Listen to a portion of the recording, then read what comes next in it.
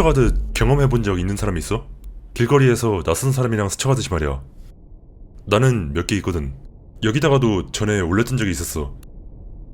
일단 가장 먼저 떠오르는 것부터. 노트북 앞에 엎드려 담요를 두르고 베개에 턱을 얹고 있는 나. 자기 전에 시간을 보내려고 그냥 웹서핑 중이었어. 갑자기 아주 분명한 나무 타는 냄새가 났는데 우리 가족이 평소에 피우는 양초와는 달랐고 그분은 마치 캠프파이어 위로 바람이라도 분 것 같았어. 타면 안 되는 게 타고 있으면 어떡하지 걱정된 나는 몸 한쪽을 일으켜 주변의 어둠 속을 살폈어. 내 앞에 소파가 있고 그 뒤에는 계단이 있었어. 커다란 선명한 그림자가 마하의 속도로 계단 아래로 달려가고 있어. 계단 아래에서 사라짐과 동시에 나무 타는 냄새도 같이 사라져. 나는 잠시 어둠 속을 응시하다 도로 엎드려서 다시 서핑을 재개해. 두 번째로 떠오르는 이야기. 방금 이야기와 같은 방에서 다시 그때와 같은 방식으로 웹서핑을 하는 중. 누군가 나를 보고 있다는 느낌이 들어. 어깨 너머로 사람들이 엿보는 거에 대해 강박이 있어서 이 느낌이 뭔지 정확히 알고 있어. 계란 쪽에서 느껴지고 있어. 그게 우리 집 고양이나 우리 집 똥개일 거라 생각하며 마음의 안정을 찾기 위해 내 옆에 있던 싸구려 손목 손전등을 집어 계단을 비췄어. 또렷한 주홍색 눈이 나를 응시하고 있는데 내가 방금 예상했던 두 녀석의 눈보다는 더 컸어. 마치 사람의 눈이 안광을 가진 느낌이야. 불빛의 가장자리에서 나는 엎드려서 나를 지켜보는 것 같은 여자아이의 윤곽을 알아봤어. 옛날 여자아이들이 가끔씩 하곤 했던 그 단발 바가지 머리, 그 머리를 하고 있었어. 5초 내내 뚫어져라 쳐다봤어. 내 눈은 그것에게 고정됐어. 불을 끄고 돌아누운 다음 그 감각이 사라질 때까지 무시해. 세 번째로 떠오르는 이야기. 밤늦게 화장실에 가. 가장 가까운 화장실은 계단 아래 짧은 복도를 지나서 있었어. 불을 켜고 문을 닫으며 문간에서 별 생각 없이 거울에 비친 나를 봤어. 미소를 지어봐. 거울에 비친 나는 잘생겼... 으이 씨발 저기 뭐야. 복도 저 끝에서 마치 창백한 손과 얼굴이 튀어나와 나를 바라보고 있는 것 같은 게 보였어. 내가 그것을 발견한과 동시에 문이 마저 닫혔고 두려움에 괄약근이 느슨해짐을 느꼈어. 그 자리에 서서 일단 볼일을 보았고 용무가 끝난 난 잽싸게 복도에서 빠져나갔어. 내 자신에게 그건 내 아빠가 복도 맞은편 벽에 걸어둔 오리였었고 내가 그것을 잘못 봤던 거라고 되뇌었어. 다음날 아침 오리들을 확인해봐. 어둠 속에서 볼 수 있을 만큼 가깝진 않았고 내가 봤던 것만큼 희고 창백하지도 않았어. 젠장, 내가 봤던 그대로를 재현하려면 그것은 벽을 기어올랐거나 계단 난간에 매달린 채 고개를 내밀어 복도 쪽을 바라봤던 거여야 했어. 그 후 며칠 동안은 거울을 보지 않았고 가능한 한 빨리 문을 닫았어. 네 번째로 떠오르는 이야기. 어느 날 밤 계단을 내려가는 중. 난 야행성이라 야간 시력이 좋아 불은 켜지 않았어. 계단 중간 정도 지점에 다다를 때쯤 그때 집 앞을 지나가는 차 헤드라이트에 번쩍이는 불빛이 문에 작은 창문으로 들어오는데 나는 뚜렷한 그림자로 만들어진 형상을 보았어. 난간에 기대어 있는 드레스를 입은 어린 여자의 그 중간 길이의 바가지 머리. 깜짝 놀라 펄쩍 뛰며 계단 한 칸 위로 올라갔어. 그림자 여자애는 사라지고 없었어. 멈춰있던 심장이 다시 뛰고 빠르게 계단을 마저 내려갔어. 다섯 번째 이야기. 고등학교 때 형이 날 데리러 올 때까지 기다리는 중. 비가 오고 있었지만 나는 신경 쓰지 않아. 반사회적 자폐아답게 모든 게 지루하다는 느낌으로 모두에게서 거리를 두고 있었어. 이 이동식 교실들 사이에서 배회하기 시작해. 약간 트레일러 비슷한 그런 것들이었어. 그냥 좀이 쑤시고 따로 할 일도 없었거든. 트레일러 교실 사이에 골목길로 들어가 그냥 비를 즐기고 있었지. 그때 여성스러운 영국식 악센트의 목소리가 아주 뚜렷하게 내 귀에 울려 퍼져. 마치 누군가 다가와서 말을 걸고 있는 것 같았어. 그 목소리는 농담조로 말해. 너 거기 있는 거 다 보여. 주변을 둘러봐. 여자애 같은 건 없어. 사실 아무도 없었어. 가장 가까운 사람은 골목에서 나가 12m 정도 떨어져 있었어. 내 통통한 다리가 낼 수 있는 최대의 속도로 골목에서 빠져나가. 여섯 번째 이야기. 이제 이걸 시작하기에 앞서 나는 어둠을 무서워했었어. 상상력이 풍부한 아이였기 때문에 나는 어둠 속에서 상상 속의 존재들을 많이 보았지. 형이랑 방을 같이 써서 나는 안전하다고 느꼈고 뭔가 보이면 이불 속에 숨었어. 그냥 아무런 괴물 같은 거, 애들이 상상하는 그런 거 말이야. 그중 한 번 이상 본 거는 하나밖에 없었어. 일종의 고블린 같은 존재. 흉터와 커다란 미소를 가진 오래되고 풍화되어 거의 미라화된 남자. 거미처럼 벽을 기어다니며 나를 지켜봤고 나를 뭐라도 지리도록 만들었어. 그것에 대해 잊어버려. 그냥 내가 종종 밤에 꿨던 악몽이겠거니 하고 생각한 다음 흘려보내. 적어도 그건 나와 형이 어느 날 초자연적인 것에 대해 이야기하기 시작하기 전까지. 형은 우리가 어렸을 때 어느 날 밤 깊고 거친 숨소리가 들려왔다고 말했었어. 난 어렸을 때 천식이 있었기 때문에 형은 내가 걱정되어 날 보러 왔고, 그리고 형은 내 침대 위 코르크보드를 보았어. 거칠고 말라붙은 흉터로 뒤덮여 있고 커다란 웃는 입을 지닌 고블린같이 생긴 머리가 거기서 튀어나와 있었어. 거칠게 숨을 쉬며 그것은 내가 잠들어 있는 동안 나를 내려다보았던 거야. 나를 너무너무 사랑하는 형은 만약 내가 형의 입장이었더라도 분명히 했을 일을 해. 그 일은 바로 돌아눕기였어.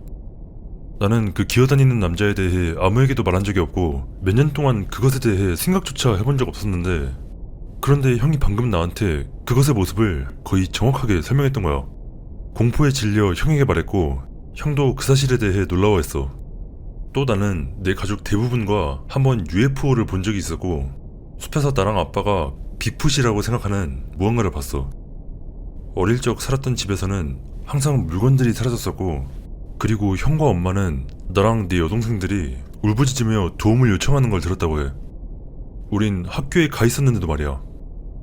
최근 몇 년 동안은 조용해졌어. 하지만 밤에 그 집에 있을 때 계단을 올려다보는 건 여전히 싫어해.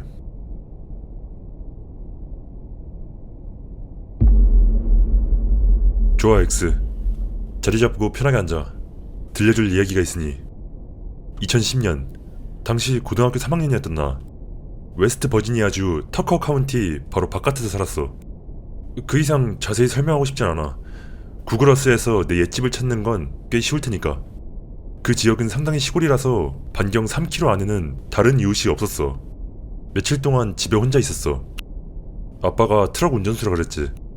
친구 몇 명을 초대하기로 결정하고 뺀질이 내 친구들 몇 명에게 전화를 걸어. 엘리자, 조나단, 그리고 조시. 우리의 우정은 대체로 우리 모두가 빡대가리 대마쟁이라는 공통점에 기반을 두고 있었고, 우리가 모였을 땐 대마를 피우는 것 외엔 딱히 별다른 일은 하지 않았어. 다시 본 이야기로 돌아와서 놈들을 불러 모았고 조나단이 자신의 똥꾸대기 트럭을 운전해서 조시와 엘리자를 픽업해와. 녀석들이 우리 집에 도착했고 따뜻한 "에이 자식들아" 하는 말이 오고 간 후 우린 구린 스피커로 구린 음악을 틀었어. 전형적인 우리의 밤의 시작이었지. 이 시점에선 아직 완벽하게 맨정신이었던 우린 슬슬 정신을 놓아보기로 해. 우린 뒤쪽 포치로 나갔고 엘리자가 한계피를 말기 시작해. 이때 뜬금없이 바람이 불어와 엘리자가 말고 있던 걸 날려버려. 저기 멀리까지 날아가서 되찾을 방도도 없었어. 나는 포치 밖으로 나가 하늘을 봐. 어두워지기 시작하고 있어. 구름이 밀려와.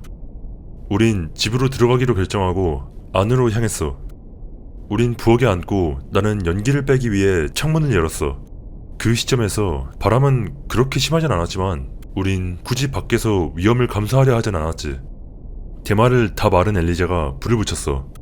우린 테이블에 둘러앉아 한 입씩 돌아가면서 피웠고 엘리자는 틈틈이 다음 걸 말았어.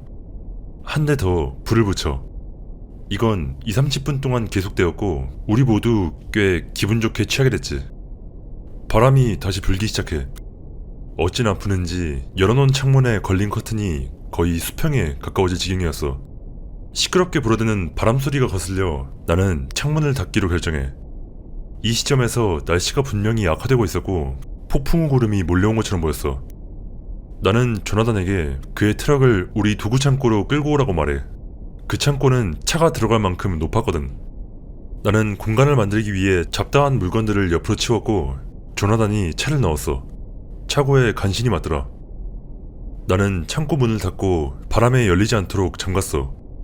한번 그런 일이 일어난 적이 있었고 지금 있는 문은 교체한 거였어. 원래 달려있던 문은 아빠가 자기 트럭 핸드브레이크를 거는 걸 깜빡하는 바람에 굴러온 트럭에 두동강 났었지. 이 시점에선 바람이 꽤 강해져서 문을 닫기가 어려웠어. 나는 토네이도가 올 거란 강박에 사로잡혔어. 전에 토네이도를 본 적은 없지만 강한 바람이 날 걱정스럽게 했어. 나와 조나단은 다시 안으로 들어갔고 조시, 엘리자와 함께 테이블에 앉아 다시 늘어졌어. 비가 심하게 내리기 시작해. 그니까 내 말은 진짜 미친듯이 내렸어. 밖에는 난생 처음 보는 양의 비가 쏟아지고 있어. 근데 사실 그건 내가 진정하는데 도움이 되게 돼. 왜냐하면 나는 토네이도와 비가 동시에 오지 않는다고 생각하고 있었거든.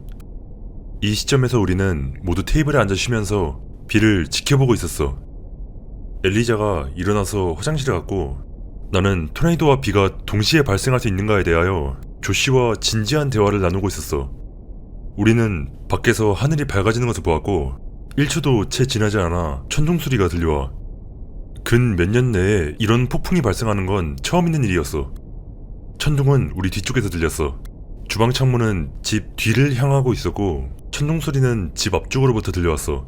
엘리자는 아직 화장실에 있었고 우리 옆 창문이 갑자기 반대편에서 축구장 조명이라도 킨 것 마냥 환해졌고 엄청나게 큰 천둥 소리가 들렸는데 그게 마치 우리 집 바로 위에서부터 들려온 것처럼 느껴졌어.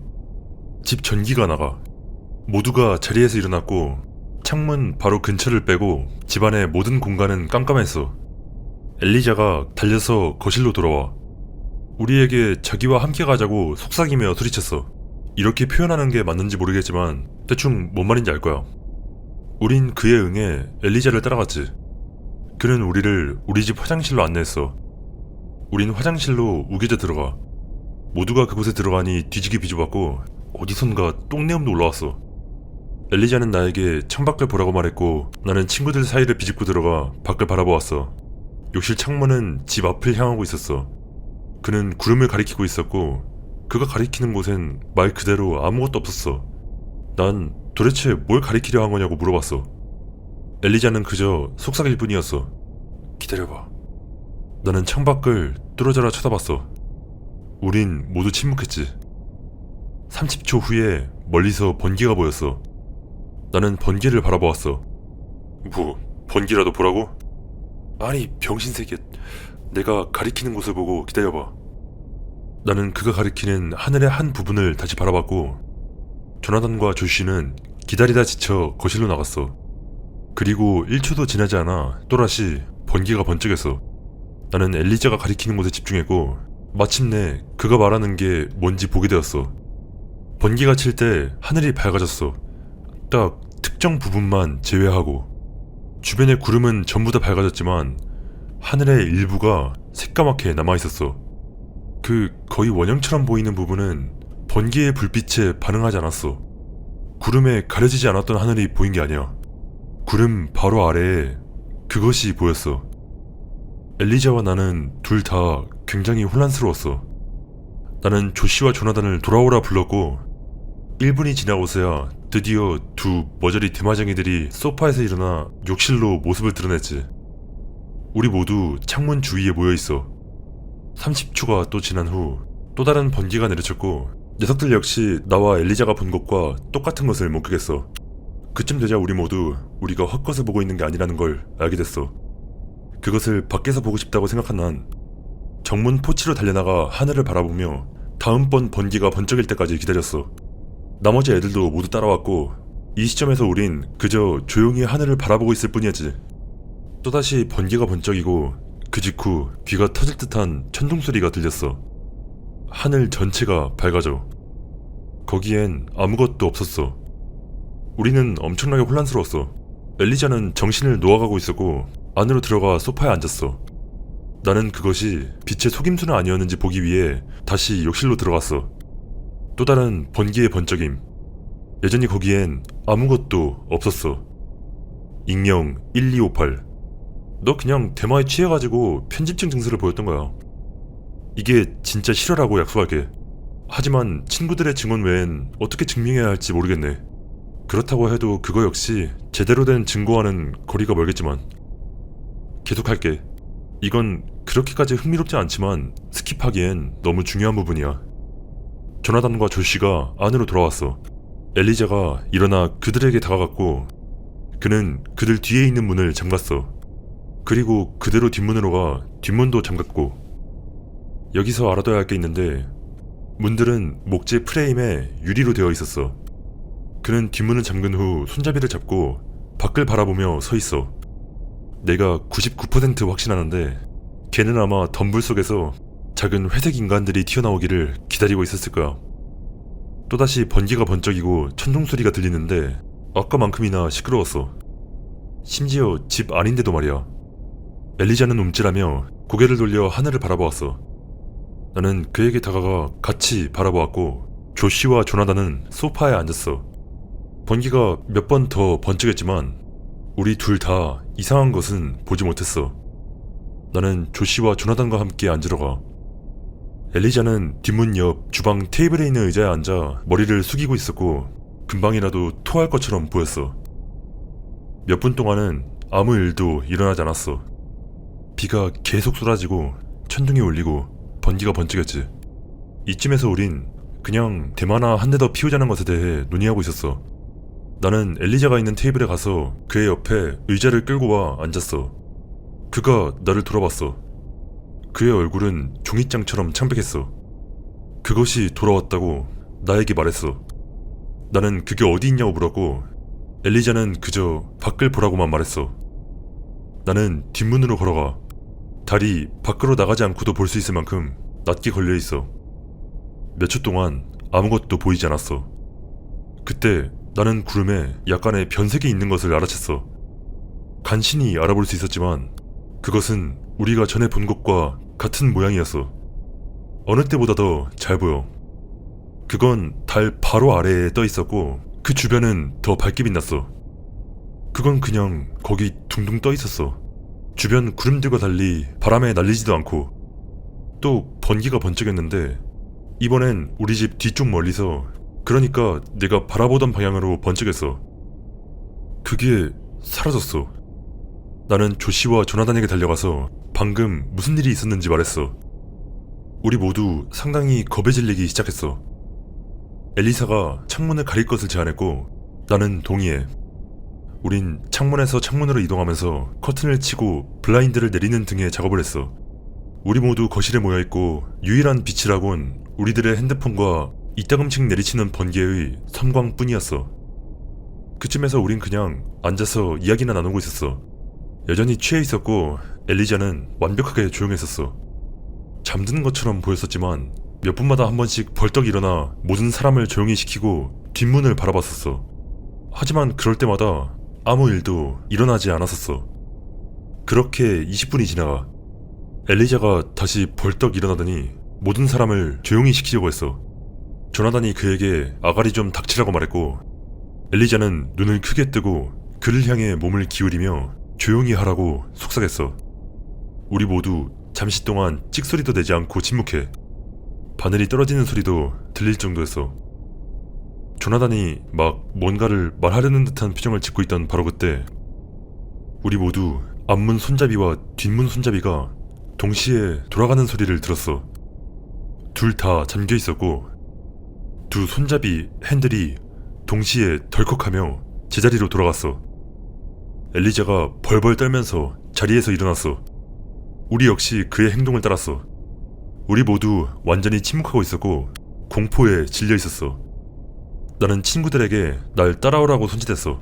우린 내 방으로 들어갔고 나는 방문을 걸어 잠갔어. 창문은 이미 잠겨있고 커튼도 쳐져 있었어. 우리 모두 911에 전화하는 게 좋은 생각이라고 결정했고 조씨가 핸드폰을 꺼내. 녀석의 핸드폰은 아직 신호가 잡혔어. 911에 전화를 걸었고 나는 침대 밑에 두고 있던 오래된 알루미늄 배트를 집어들었어. 나는 방 안을 왔다 갔다 하고 있고 엘리자는 침대에 걸터 앉아 머리를 손으로 움켜쥐고 있으며 조나단은 그 옆에 멍청하게 앉아있어. 조씨가 경찰에게 우리 주소를 알려주고 누군가 집에 들어오려 한다고 말했어. 그들은 그에게 전화를 끊지 않고 유지하라고 말했고 조씨는 그렇게 했어. 핸드폰 신호가 끊어졌어. 이쯤에서 우린 경찰이 출동해 오고 있을 거라 확신했어.